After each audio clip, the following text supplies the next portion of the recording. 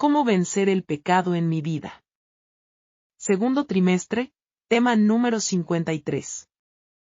Semana 21, 02-09, 2023, sábado, séptimo día de la semana. Las 7 formas de caída. La fuerza. Original, 12-03-2019. La fuerza, pero se me dejó saber que ésta no podrá controlar ni dominar una conciencia y decisión firme por Cristo Jesús. Ampliación, 13-09-2022. Y dijo así: el yo desea tomar por la fuerza o la astucia aquello que no le corresponde o no le es lícito. El yo hace sentir, al que lo porta, superior a todos, inclusive, cree que es superior a mí. El yo maltrata verbal y físicamente a su prójimo y no se muta pues, para él, todo debe ser hecho como él dice y no como yo digo. Mortal engaño satánico. Sentimentalismo. Original, 12-03-2019.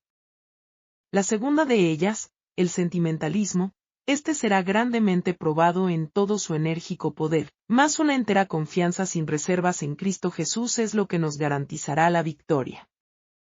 Ampliación, 13-09-2022. Y dijo así: el yo se cree víctima y juega de dicho lado hasta que es confrontado y descubierto. Y ahí cambia a victimario, donde todos tienen la culpa de que él sea así. Este hechizo mortal vive en aquel, cuyo yo está florecido en él. Juego astuto del enemigo desde que se encontró en el maldad, en el cielo. Complacencia. Original, 12-03-2019.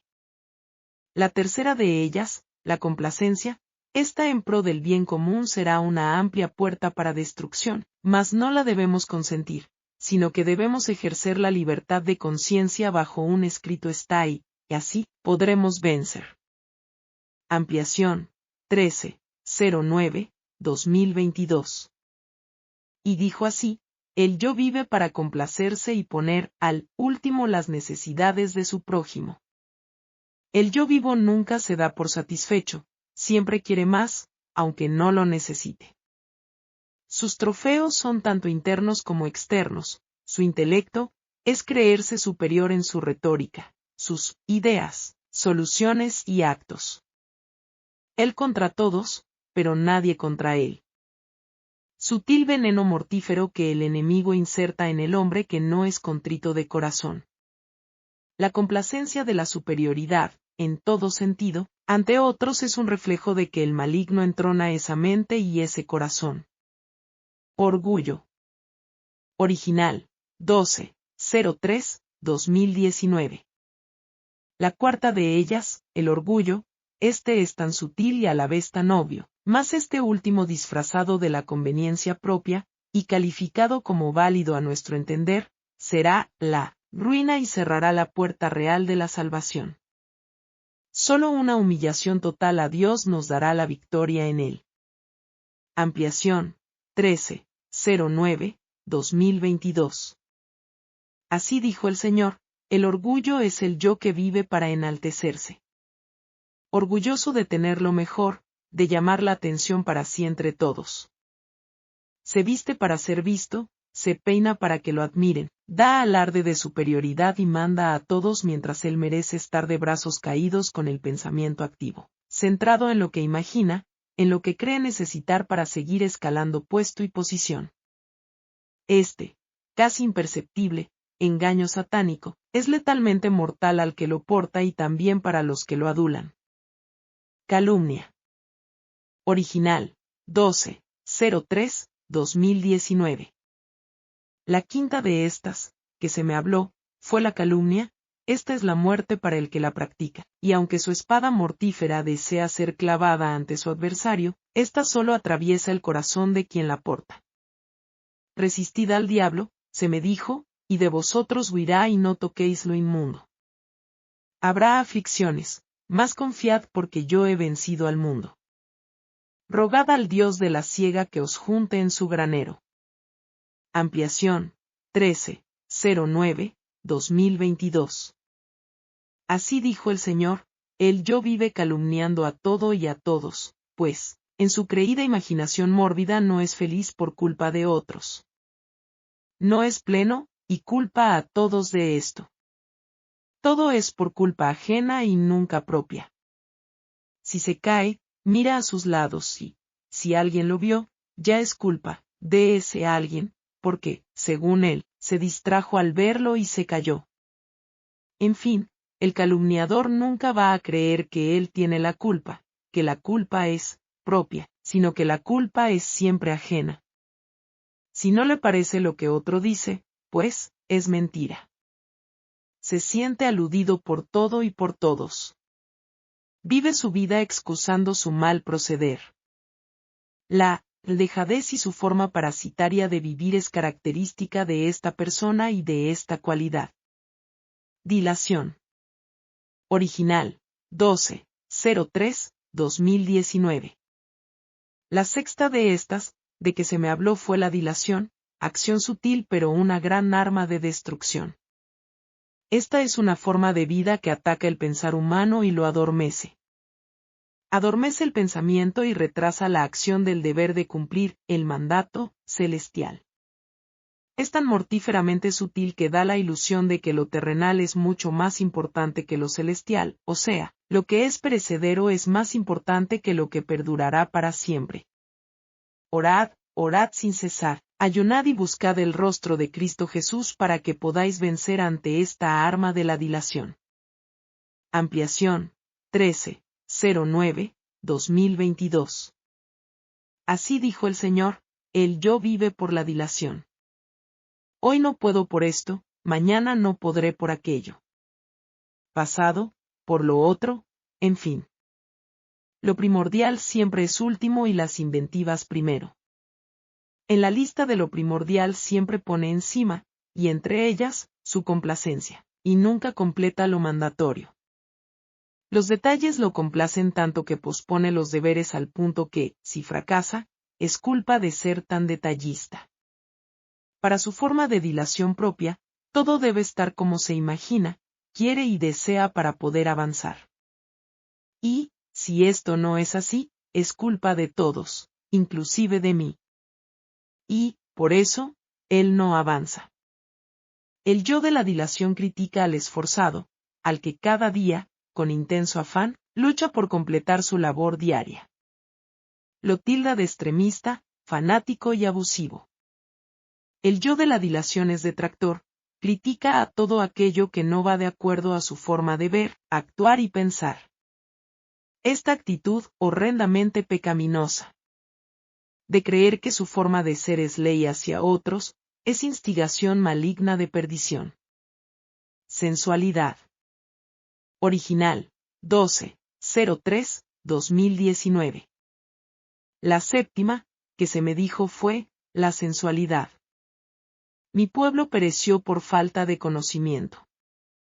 Este acto desenfrenado, con acciones ilícitas dentro del matrimonio, es puesto, aún, en primer lugar, antes del deber de cumplir el mandato divino.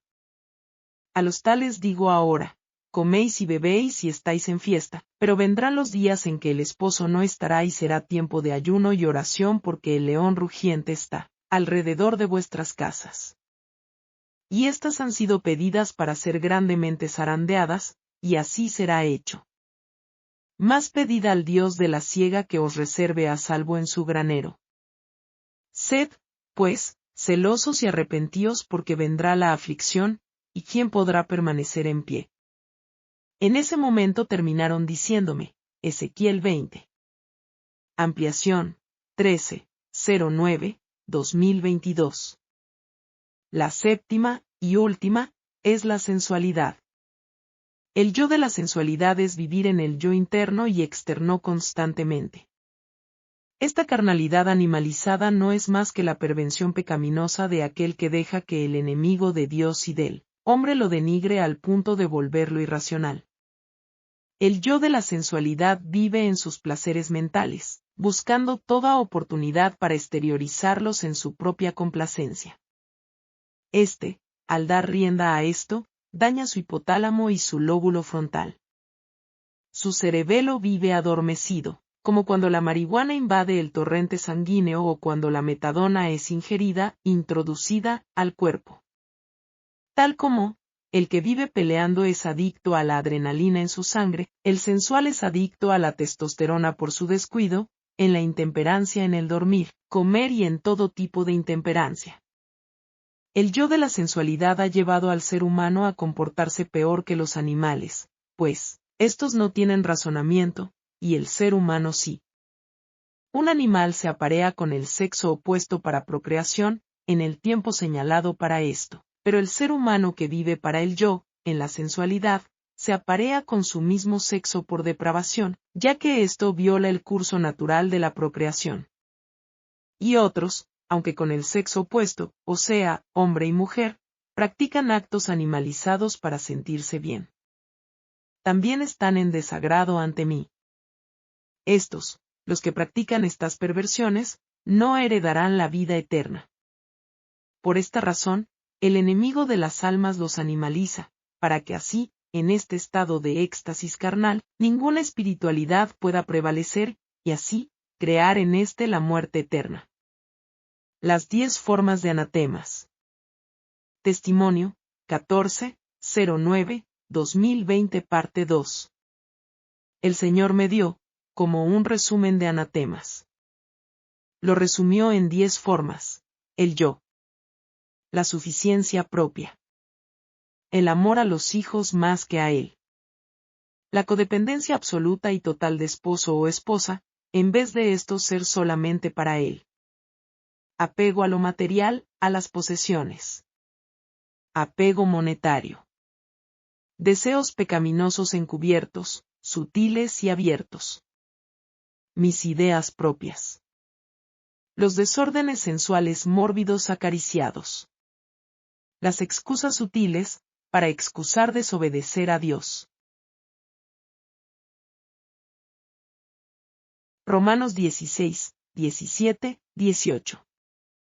Y os ruego, hermanos, que señaléis a aquellos que causan divisiones y escándalos en contra de la doctrina que vosotros habéis aprendido, y que os apartéis de ellos. Porque los tales, no sirven a nuestro Señor Jesucristo, sino a sus propios vientres, y con palabras suaves y lisonjas engañan los corazones de los simples. Elena Goldwig. Matutina, cada día con Dios. Día 12-06. El cuidado de Dios por su Iglesia. Mas os ruego, hermanos, que os fijéis en los que causan divisiones y tropiezos en contra de la doctrina que vosotros habéis aprendido, y que os apartéis de ellos. Romanos 16, 17. En todas las épocas del mundo ha habido hombres que han creído que tenían una obra que hacer para el Señor sin tomar en cuenta para nada a los que el Señor ya estaba usando. Su aplicación de las Escrituras no es correcta, pues las tuercen para que apoyen sus propias ideas. Cualesquiera sean las pretensiones de los que se apartan del cuerpo de la Iglesia para proclamar teorías de su propia invención, están al servicio de Satanás para poner en marcha un nuevo procedimiento con el fin de desviar a las almas de la verdad para este tiempo. Tengan cuidado de los que se levantan con la gran responsabilidad de denunciar a la Iglesia. Los elegidos que están de pie para hacer frente a las tormentas de la oposición del mundo, y están levantando los pisoteados mandamientos de Dios para exaltarlos como santos y honorables, son ciertamente la luz del mundo. Como se permiten juzgarlos estos mortales y llamar ramera a la Iglesia, Babilonia, cueva de ladrones, habitación de toda ave sucia y aborrecible, morada de demonios, que da de beber a las naciones el vino de su fornicación, que se confedera con los reyes y grandes de la tierra, que se enriquece gracias a la abundancia de sus delicias, para proclamar que sus pecados han llegado hasta el cielo y que sus iniquidades han venido en memoria delante de Dios. ¿Es este el mensaje que le tenemos que dar a los adventistas del séptimo día? Les digo que no. Dios no le ha confiado a nadie tal mensaje.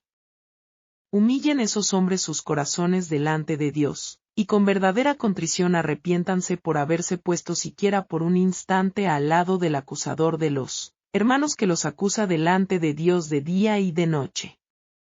Les digo, mis hermanos, que el Señor tiene un cuerpo organizado por medio del cual obra. Puede haber más de media docena de Judas entre ellos. Puede haber algún Pedro apresurado que al ser sometido a pruebas sea capaz de negar a su Señor. Puede haber personas como Juan, a quien Jesús amaba, pero con tal celo que pueden estar dispuestos a destruir vidas humanas clamando que descienda fuego del cielo para vengar un insulto dirigido a Cristo y a la verdad. Pero el gran Maestro trata de dar lecciones y de instruir para corregir estos males. Manuscrito 21, del 12-06-1893. Testimonio, 24-07-2021 parte 01. El rebaño no es de algún mortal. 24-07-2021. Son las 3 de la mañana y el Eterno me ha levantado para escribir sus palabras de amonestación, para su pueblo, que he recibido en esta hora. Se me ha dejado saber que todo aquel que ame verdaderamente su salvación, no debe beber de la fuente de ningún mortal, sino de la de Cristo Jesús para que, así, no tenga sed jamás. Se me instruyó a dejar saber al pueblo que se han levantado hombres usurpando las palabras del único Maestro, Cristo Jesús. Ante la prevaleciente omega que estamos atravesando, muchos se han aventurado en caminos prohibidos por Dios. Estos son, la naturaleza de Cristo, el Espíritu Santo, si la tierra es de una forma u otra, y muchas más que han sido gran piedra de tropiezo al pueblo. El Eterno ha dejado saber que está tomando revisión de todo esto. Muchos han recibido de Dios la oportunidad dada por él de ser utilizados en su obra, mas estos se han envalentonado poniéndose por juez del pueblo, usurpando el lugar que solo le toca al príncipe Emmanuel. Dios ordenó que la línea que él está llevando para dirigir a su pueblo, ante esta tempestuosa apostasía omega, quedara separada de toda línea. Así dijo el Eterno, separa mi línea de toda línea. Y estas palabras muchos del pueblo las han omitido, y de las personas que él ha escogido, en un momento dado para ayudar al pueblo, en ciertos casos, también las han omitido, creando así ambivalencia dentro del rebaño. Hace tiempo que ha pasado esto. Mas, ahora se me ha dictado no callar, pues aún para esto hay plazo. Se me ha indicado también dejar saber al pueblo que no apoyamos estos temas que el Eterno censura y los tiene vetados y fuera de discusión en su pueblo. Se me ha indicado repetidas veces que solo lo de carácter de salvación es lo único necesario para llegar a Canaán, y un desvío de esto será la perdición de muchos. El pueblo, se me ha dejado saber, salió de la iglesia corporativa dependiente de hombres, y muchos hoy siguen de igual manera afiebrando sus mentes con lo que dice uno y dice el otro. Se me ha dejado saber que todo aquel que permanezca en grupos de difusión escuchando hombres en vez de a Dios, está perdiendo el tiempo del refrigerio y será muy triste cuando, creyendo estar en el camino, despierte a la realidad que lo perdió. También se me dictó hablar acerca de aquellos que fiscalizan las palabras del Eterno, según sus propios razonamientos. Todos los que sigan este curso, se me orientó a decir que caerán y quedarán en el camino. Según Dios levantó a Moisés para dirigir un pueblo, y le constituyó de ayudantes para esta tarea y la obra del santuario, y muchos de los escogidos para esto se envalentonaron y le hicieron la guerra, en aquel entonces, hoy es de igual manera, se me ha dejado saber. Ya sea por ignorancia, o voluntariamente, está pasando, y es deber de cada individuo del rebaño del Eterno saberlo, y decidir si sigue a hombres o a Dios. Mi carne está magullada y mi salud quebrantada, pues mi salud es frágil y los ataques son fuertes cada día. Mas, mi confianza está puesta solo en Cristo Jesús y sigo sus huellas por donde Él me mande. Mas, mi mente está atribulada ante este gran infortunio. También se me indicó hablarles de los grupos. Cuando el Eterno ordenó que se hicieran grupos de difusión para llevar sus palabras al pueblo, ordenó que estos grupos fueran cerrados y no medios de opinión pública. Y así lo hemos hecho, y así lo seguiremos haciendo. La luz de Cristo va en aumento, mas no es dirigida por mano humana sino divina. Usurpar este lugar de Dios es caminar por camino encantado. La presunción es un arma satánica, donde el que la practica fiscaliza a todos y nadie le puede fiscalizar. Se me ha dejado saber también esto. Esta, como arma de doble filo, defiende las palabras del Eterno recubriéndolas, muchas veces, con matices humanos, y esto, delante del Eterno es pecado capital. Todos, sin excepción, estamos en peligro de esto si nuestros razonamientos van sobre un, así dice Jehová, pues no podemos servir a dos señores. Durante todos estos años he sido fiel en entregar al pueblo las palabras del Eterno, y lo que Él me ha mostrado lo he dejado saber. He sido testigo presencial de muchas cosas que han estremecido lo más hondo de mi ser, y aún así, no he callado. Criticada por algunos, y odiada por muchos, aún he sido fiel a mi Dios y así seguiré. Aún esto, que les acabo de decir, se me ha dejado saber que lo diga. No hablo de mí misma sino de aquel que vive para siempre, que murió por nosotros y desea nuestra salvación, la que compró él con su preciosa sangre.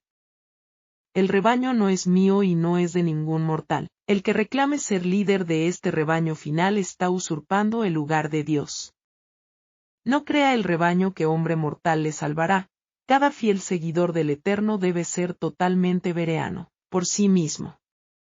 Recuerden que esta es la hora en que el enemigo está más activo pues estamos en fases finales de la historia de este mundo, y, si fuera posible, engañaría aún a los escogidos. ¿Y cómo? Se me ha dictado decir referente a esto que por sutilezas, alejando los pensamientos de un, así dice Jehová, y poniéndolos en vanas discusiones que no tienen carácter salvífico. También se me ha indicado decir que el verdadero Maestro, Cristo Jesús, os dejará saber todas las cosas, y los secretos de su reino a los que obtengan, por su gracia y misericordia, la salvación. Mientras, el tema entre nosotros debe ser, ¿cómo puedo ser salvo en Cristo Jesús? Y, en eso él sigue basando su ministerio, aún ahora, entre nosotros, al enviar sus palabras a un mundo de grandes y densas tinieblas. Se me ha indicado también decir que todo aquel que siga comiendo papilla humana perderá la pista, y será solo por su propia elección. Muchos se constituyen maestros y doctos en la ley, mas su carácter niega la eficacia de esto. Se me ha dejado saber que también debo decir estas palabras. Ninguno que no acepte la simpleza de las palabras del Eterno y las obedezca, obtendrá la vida eterna, por más erudito que cree ser. Ninguno obtendrá salvación por lo que sepa sino por la obediencia a Cristo Jesús. El que vive en dos aguas acata algunas cosas y otras no. Y, estos, no pasarán la prueba final. Queda por dejarles saber que, según también se me ha indicado decir, hemos quedado desligados de cualquier otro ministerio, persona o entidad que vaya por otro camino que el Eterno no ha estipulado. También se me ha impelido a declarar que ninguno de los que Dios ha llamado a ayudar en esta obra, que no siga estos parámetros dados por él, deben ser oídas sus palabras. Como siempre ha pasado, Dios llama a unos a su obra y pocos son los que permanecen humildes ante este privilegio dado por Dios. El ensalzamiento propio, la prepotencia, la arrogancia, no es más que vanagloria. Y esta, está fuera de lo que un verdadero hijo de Dios debe ser. Por último, se me ha pedido tocar el tema de dos caminos. Se me ha indicado decir que solo hay un camino, una voz, en esta hora. Y esta es la que debe ser escuchada. Se levantarán otras voces, y serán sin precedentes, mas, aún no es el tiempo se me ha dejado saber. El Eterno ha dictaminado que esta voz preceda a las otras para preparar este camino que terminará alumbrando al mundo con su gloria. Él lleva la orquesta de esto, y no ningún mortal. El que tome prerrogativa de esto está trabajando en contra de sus designios. Cada manjar sabático es el mismo Dios enviando su sermón a su pueblo, y esto no debe ser contaminado por ningún mortal. Una cosa es comentar de lo dicho por Dios y otra cosa es especular sobre lo que se dijo, o hacer ver lo que no está como que está. Sutil, pero constantemente, el enemigo trabaja por debajo del armazón que el Eterno ha provisto para esta hora. Muchos, se me indicó, lo han captado, pero la minoría duerme referente a esto. Por esta razón he sido levantada esta madrugada, para escribir lo que he recibido de Dios para su pueblo. He seguido las instrucciones del Maestro de dejar saber esto a quienes Dios puso por ayuda en alguna tarea, su ministerio. Mas, algunos han hecho caso omiso a las advertencias, refutando las palabras del Eterno y cambiando así dice Jehová, por sus propias palabras, trayendo gran confusión al pueblo. Aún esto se me ha dicho que deje saber, como en el tiempo de Moisés. Se me ha impelido a declarar que todo el que esté de parte de Jehová, no sea parte de los que son rebeldes a su causa, pues Dios emitirá juicio. No obstante, se me ha dejado saber que debemos orar por estas personas hasta que, como el rey David, al morir su primogénito, con Betsabé, antes de morir oró y ayunó hasta que la sentencia de Dios fue dictaminada. Y luego de esto se levantó, se lavó, cambió sus ropas y comió. Ciertamente se me ha dejado saber que, días duros están frente a nosotros y veremos a muchas estrellas caer. El Eterno, en su infinita misericordia, envió aviso inmediato a la pareja en Edén, de que el enemigo se había revelado en el cielo, y aún así advertidos, estos cayeron. Hoy no será de forma diferente, pues el orgullo propio no dejará que muchos reconozcan su error y eso será su ruina. Mas cada uno debe decidir hoy ante este aviso de advertencia que Dios envía a su pueblo. Los entendidos entenderán. Se me dictó decir que deben apartarse de todo grupo abierto, aquellos que siguen al Cordero, para que ninguna mezcla humana infecte sus mentes y debilite su fe. Aférrense al Eterno. Y, todos los que estén de parte de Jehová, resistan, en el nombre del Eterno el impacto que llegará a esta hora. Es mi ruego y es mi oración, amados hermanos, que esto así sea. Es grande mi dolor, mi sufrimiento es realmente muy grande y muy doloroso en esta hora. Oh, amados hermanos, no es fácil esta tarea. Amamos a todos nuestros hermanos, queremos que todos juntos lleguemos a la patria celestial, pero Dios no puede ser burlado. Y no hay mortal que, siendo rebelde a sus mandatos, salga ileso. Duras palabras en esta hora me toca referir al pueblo, mi corazón sufre mucho ante tal situación, pero es mi deber ser leal a Dios antes que a los hombres.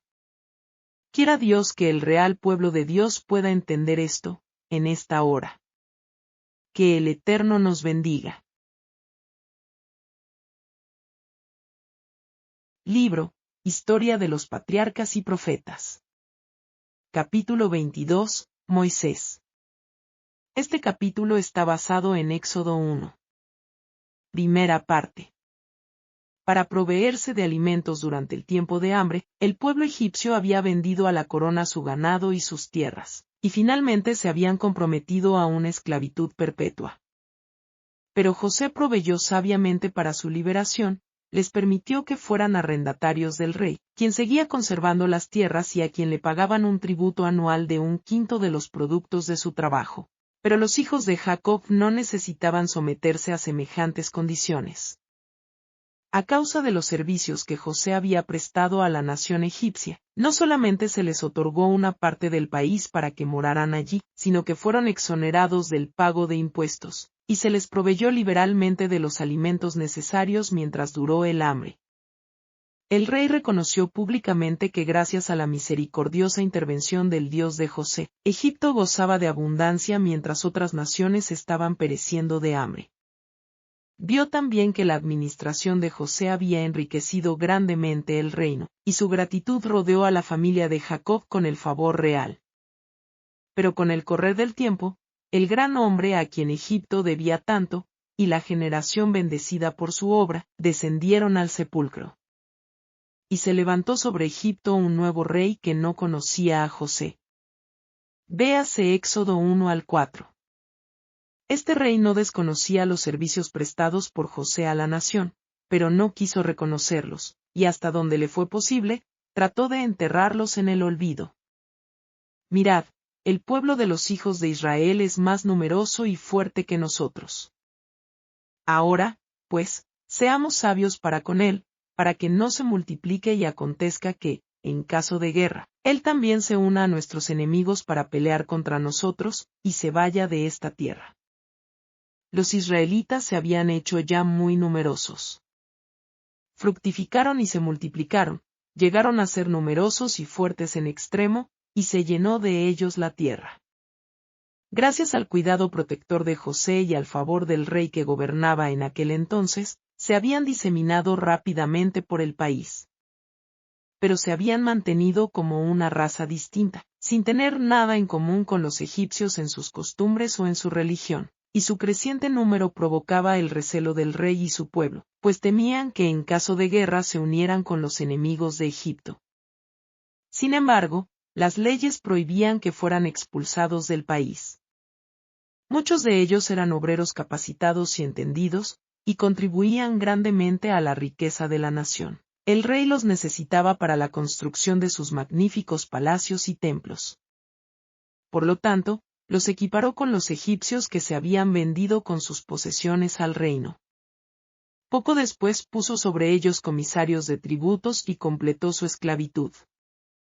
Los egipcios hicieron servir a los hijos de Israel con dureza, y amargaron su vida con dura servidumbre en la fabricación de barro y ladrillo, en toda labor del campo y en todo su servicio, al cual los obligaban con rigor. Pero cuanto más los oprimían, tanto más se multiplicaban y crecían. El rey y sus consejeros habían esperado someter a los israelitas mediante arduos trabajos, y de esa manera disminuir su número y sofocar su espíritu independiente. Al fracasar en el logro de sus propósitos, usaron medidas mucho más crueles. Se ordenó a las mujeres cuya profesión les daba la oportunidad de hacerlo, que dieran muerte a los niños varones hebreos en el momento de nacer. Satanás fue el instigador de este plan.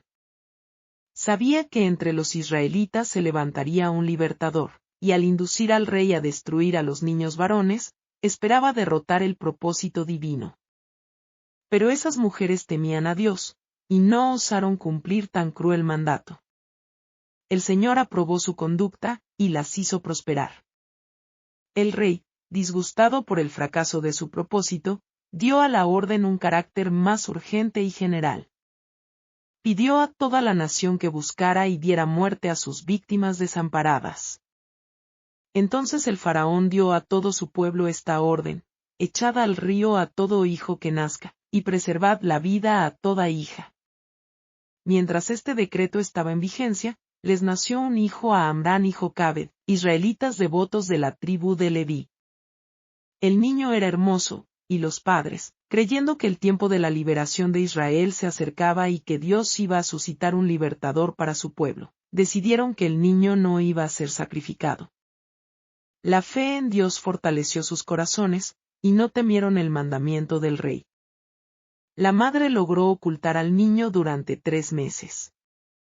Entonces, viendo que ya no podía esconderlo con seguridad, preparó una arquilla de juncos, la impermeabilizó con brea y asfalto, y colocó al niño en ella y la depositó en un carrizal de la orilla del río. No se atrevió a permanecer allí para cuidarla ella misma, por temor a que se perdiera tanto la vida del niño como la suya, pero María, la hermana del niño, quedó allí cerca, aparentando indiferencia, pero vigilando ansiosamente para ver qué sería de su hermanito. Y había otros observadores.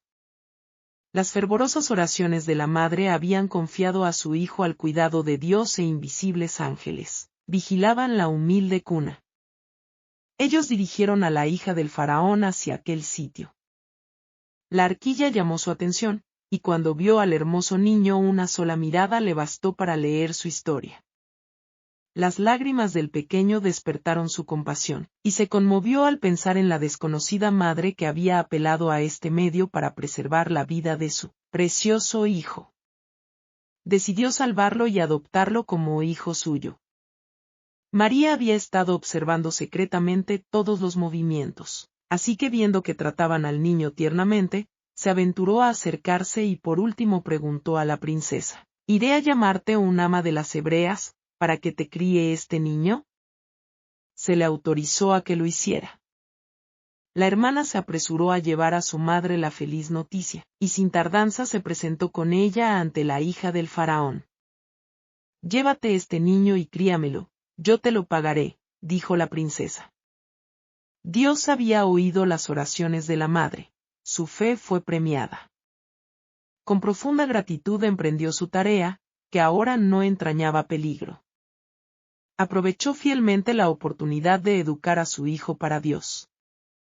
Estaba segura de que había sido preservado para una gran obra, y sabía que pronto debería entregarlo a su madre adoptiva, y se vería rodeado de influencias que tenderían a apartarlo de Dios. Todo esto la hizo más diligente y cuidadosa en su instrucción que en la de sus otros hijos. Trató de inculcarle la reverencia a Dios y el amor a la verdad y a la justicia, y oró fervorosamente que fuera preservado de toda influencia corruptora. Le mostró la insensatez y el pecado de la idolatría, y desde muy temprana edad lo enseñó a postrarse y orar al Dios viviente, el único que podía oírlo y ayudarlo en cualquier emergencia. La madre retuvo a Moisés tanto tiempo como pudo, pero se vio obligada a entregarlo cuando tenía como 12 años de edad. De su humilde cabaña fue llevado al palacio real, y la hija del faraón lo prohijó. Pero en Moisés no se borraron las impresiones que había recibido en su niñez. No podía olvidar las lecciones que aprendió junto a su madre. Le fueron un escudo contra el orgullo, la incredulidad y los vicios que florecían en medio del esplendor de la corte. Cuán grande había sido en sus resultados la influencia de aquella mujer hebrea, a pesar de ser una esclava desterrada. Toda la vida de Moisés y la gran misión que cumplió como caudillo de Israel dan fe de la importancia de la obra de una madre piadosa. Ninguna otra tarea se puede igualar a esta. En un grado sumo, la madre modela con sus manos el destino de sus hijos.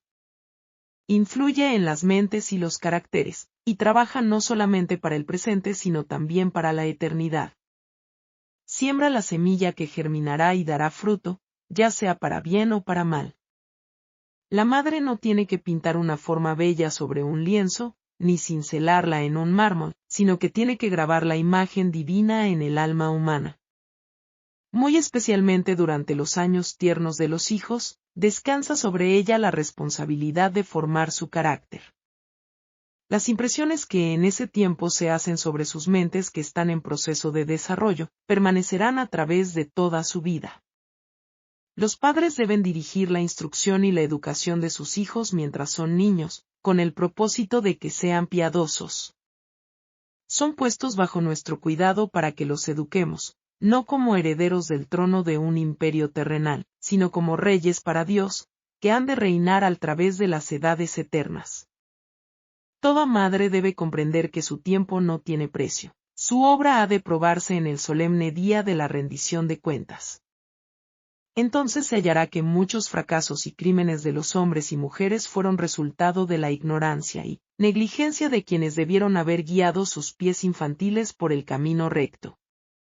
Entonces se hallará que muchos de los que beneficiaron al mundo con la luz del genio, la verdad y santidad, recibieron de una madre cristiana y piadosa los principios que fueron la fuente de su influencia y éxito. En la corte del faraón, Moisés recibió la más alta educación civil y militar.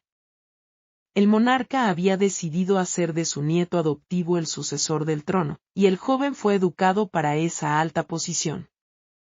Moisés fue instruido en toda la sabiduría de los egipcios, y era poderoso en sus palabras y obras. Hechos 7, 22. Su capacidad como caudillo militar lo convirtió en el favorito del ejército egipcio, y la mayoría lo consideraba como un personaje notable. Satanás había sido derrotado en sus propósitos. El mismo decreto que condenaba a muerte a los niños hebreos había sido usado por Dios para educar y adiestrar al futuro caudillo de su pueblo. A los ancianos de Israel les comunicaron los ángeles que la época de su liberación se acercaba, y que Moisés era el hombre que Dios emplearía para realizar esta obra. Los ángeles también instruyeron a Moisés, diciéndole que Jehová lo había elegido para poner fin a la servidumbre de su pueblo. Suponiendo Moisés que los hebreos habían de obtener su libertad mediante la fuerza de las armas, esperaba dirigir los ejércitos hebreos contra los ejércitos egipcios, y teniendo esto en cuenta, fue cuidadoso con sus afectos, para evitar que por apego a su madre adoptiva o al faraón no se sintiera libre para hacer la voluntad de Dios. De conformidad con las leyes de Egipto, todos los que ocupaban el trono de los faraones debían llegar a ser miembros de la casta sacerdotal, y Moisés, como presunto heredero, debía ser iniciado en los misterios de la religión nacional. Se responsabilizó de esto a los sacerdotes. Pero aunque era celoso e incansable estudiante, no pudieron inducirlo a la adoración de los dioses. Fue amenazado con perder la corona, y se le advirtió de que sería desheredado por la princesa si insistía en su apego a la fe hebrea. Pero permaneció inconmovible en su determinación de no rendir homenaje a otro Dios que no sea el creador del cielo y de la tierra. Razonó con los sacerdotes y los adoradores de los dioses egipcios, mostrándoles la insensatez de su veneración supersticiosa hacia objetos inanimados. Nadie pudo refutar sus argumentos o cambiar su propósito. Sin embargo, por un tiempo su firmeza fue tolerada a causa de su elevada posición, y por el favor que le dispensaban tanto el rey como el pueblo. Por la fe Moisés, hecho ya grande, rehusó llamarse hijo de la hija del faraón, prefiriendo ser maltratado con el pueblo de Dios, antes que gozar de los deleites temporales del pecado, teniendo por mayores riquezas el oprobio de Cristo que los tesoros de los egipcios, porque tenía puesta la mirada en la recompensa. Hebreos 11, 24 al 26. Moisés estaba capacitado para destacarse entre los grandes de la tierra, para brillar en las cortes del reino más glorioso, y para empuñar el cetro de su poder. Su grandeza intelectual lo distingue entre los grandes de todas las edades, y no tiene par como historiador, poeta, filósofo, general y legislador. Con el mundo a su alcance, tuvo fuerza moral para rehusar las halagüeñas perspectivas de riqueza, grandeza y fama, prefiriendo ser maltratado con el pueblo de Dios, antes que gozar de los deleites temporales del pecado. Moisés había sido instruido tocante al galardón final que será dado a los humildes y obedientes siervos de Dios, y en comparación con el cual la ganancia mundanal se hundía en su propia insignificancia. El magnífico palacio del faraón y el trono del monarca fueron ofrecidos a Moisés para seducirlo, pero él sabía que los placeres pecaminosos que hacen a los hombres olvidarse de Dios imperaban en sus cortes señoriales. Vio más allá del esplendoroso palacio, más allá de la corona de un monarca, los altos honores que se otorgarán a los santos del Altísimo en un reino que no tendrá mancha de pecado. Vio por la fe una corona imperecedera que el Rey del Cielo colocará en la frente del vencedor. Esta fe lo indujo a apartarse de los señores de esta tierra, y a unirse con la nación humilde, pobre y despreciada que había preferido obedecer a Dios antes que servir al pecado. Moisés permaneció en la corte hasta los 40 años de edad. Con frecuencia pensaba en la abyecta condición de su pueblo, y visitaba a sus hermanos sujetos a servidumbre, y los animaba con la seguridad de que Dios obraría su liberación. A menudo, provocado al resentimiento por las escenas de injusticia y opresión que veía, anhelaba vengar sus males. Un día, en una de sus visitas, al ver que un egipcio golpeaba a un israelita, se arrojó sobre aquél y lo mató. No hubo testigos del hecho, excepto el israelita, y Moisés sepultó inmediatamente el cuerpo en la arena. Habiendo demostrado que estaba listo para apoyar la causa de su pueblo, esperaba verlo levantarse para recobrar su libertad. Él pensaba que sus hermanos comprendían que Dios les daría libertad por mano suya, pero ellos no lo habían entendido así. Hechos 7:25. Aún no estaban preparados para la libertad. Al siguiente día Moisés vio a 2 hebreos que reñían entre sí, uno de ellos era evidentemente culpable. Moisés lo reprendió, y el hombre, oponiéndosele, le negó el derecho a intervenir y lo acusó así vilmente de un crimen. ¿Quién te ha puesto a ti por príncipe y juez sobre nosotros? ¿Piensas matarme como mataste al egipcio? Todo el asunto, exagerado en sumo grado, se supo rápidamente entre los egipcios, y hasta llegó a oídos del faraón. Se le dijo al rey que este acto era muy significativo, que Moisés tenía el propósito de acaudillar a su pueblo contra los egipcios, que quería derrocar el gobierno y ocupar el trono, y que no habría seguridad para el reino mientras él viviera. El monarca decidió enseguida que debía morir. Reconociendo su peligro, Moisés huyó hacia Arabia. El Señor dirigió su marcha, y encontró asilo en casa de Yetro, sacerdote y príncipe de Madián que también adoraba a Dios. Después de un tiempo, Moisés se casó con una de las hijas de Yetro, y allí, al servicio de su suegro como pastor de ovejas, permaneció por espacio de 40 años. Al dar muerte al egipcio, Moisés había caído en el mismo error que cometieron muchas veces sus antepasados, es decir, había intentado realizar por sí mismo lo que Dios había prometido hacer. Dios no se proponía libertar a su pueblo mediante la guerra, como pensó Moisés, sino por medio de su gran poder, para que la gloria fuera atribuida únicamente a él. No obstante, aún de este acto apresurado se valió el Señor para cumplir sus propósitos. Moisés no estaba preparado para su gran obra. Aún tenía que aprender la misma lección de fe que se les había enseñado a Abraham y a Jacob, es decir, a no depender, para el cumplimiento de las promesas de Dios, de la fuerza y sabiduría humanas, sino del poder divino. Había otras lecciones que Moisés había de recibir en medio de la soledad de las montañas. En la escuela de la abnegación y las durezas había de aprender a ser paciente y a controlar sus pasiones.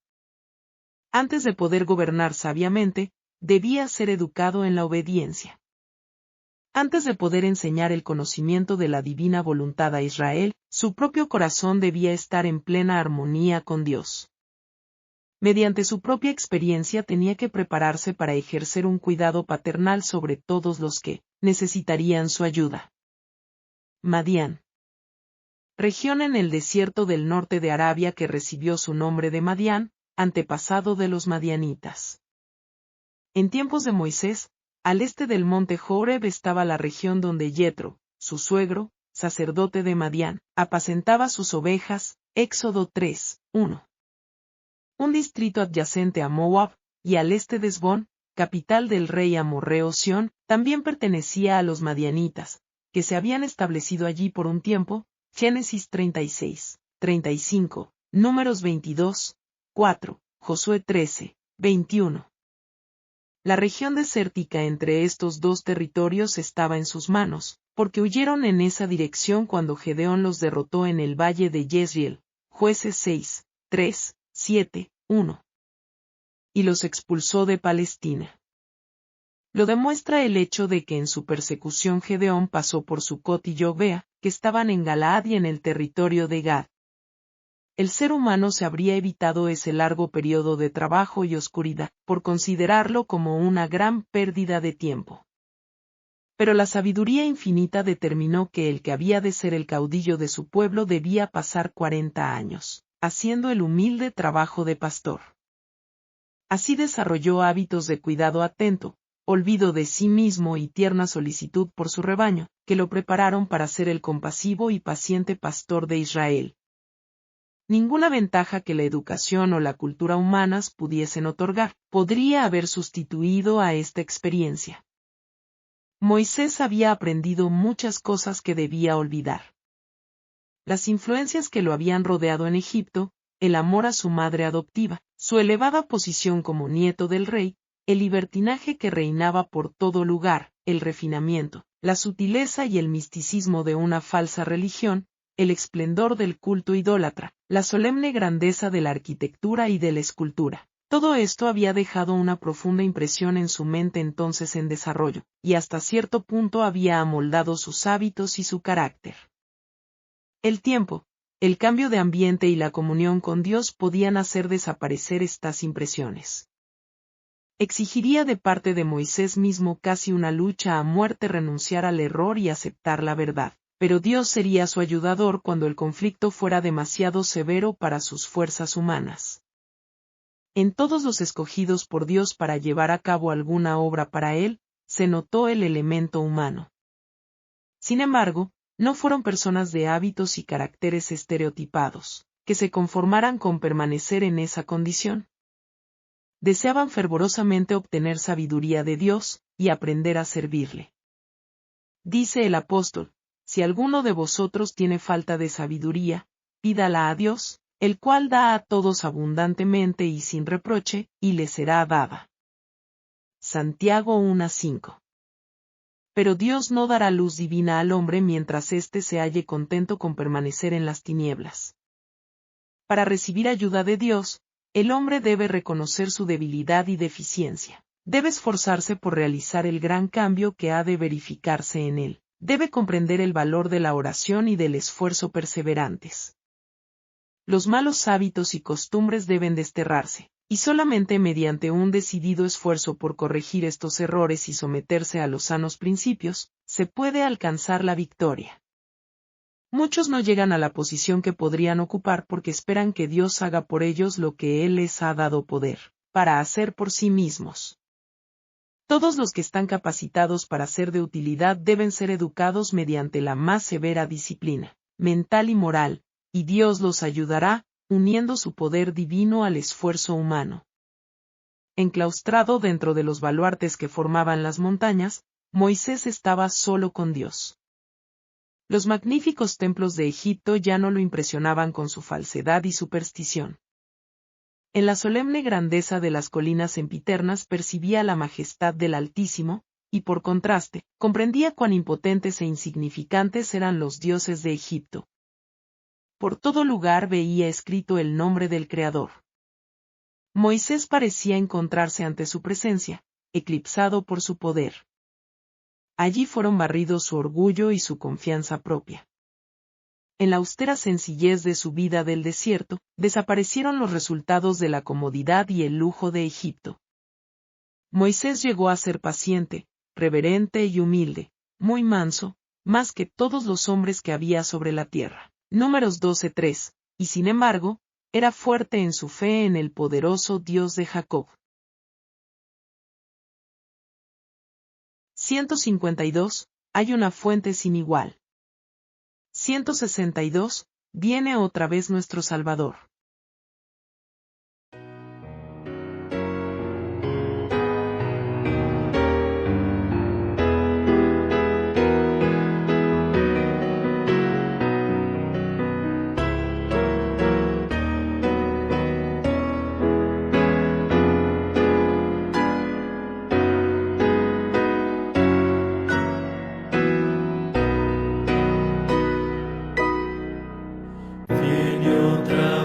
Nuestro Salvador, oh si ya fuera hoy, para reinar con poder y amor, oh si ya fuera hoy, su fiel iglesia ataviada está, con vestiduras de esplendor.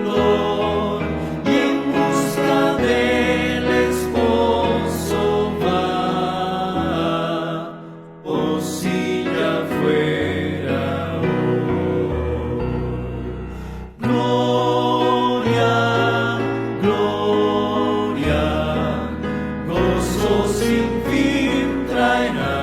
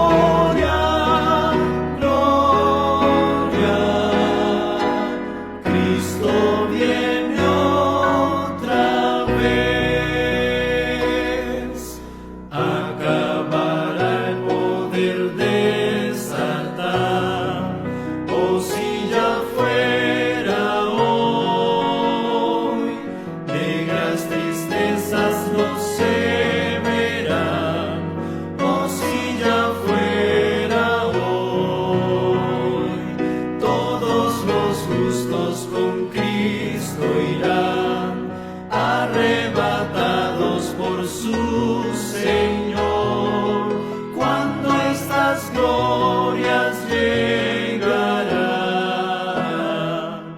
Oh, si ya fuera hoy. Gloria, gloria, gozo sin fin traerá.